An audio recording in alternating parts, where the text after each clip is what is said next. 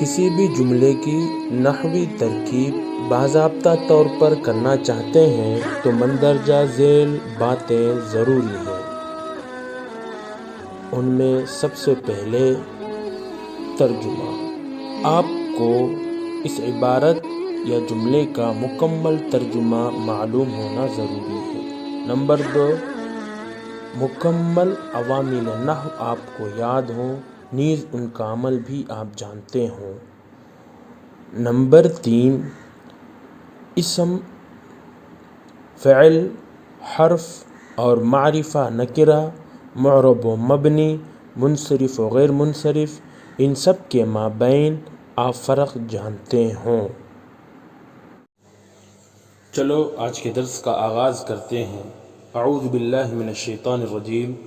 اعوذ فعل مضارع ہے اور اس کا فاعل انا اس میں پوشیدہ ہے۔ با حرف جر ہے، اللہ مجرور ہے۔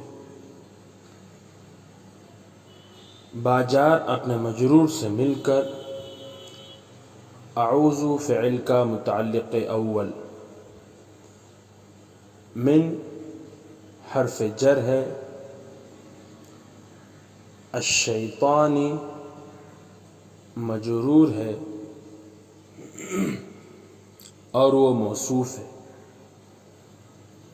الرجیمی صفت ہے، الشیطانی موصوف اپنی صفت سے مل کر من جار کے لیے مجرور، من جار اپنے مجرور سے مل کر اعوذ فعل کا متعلق ثانی۔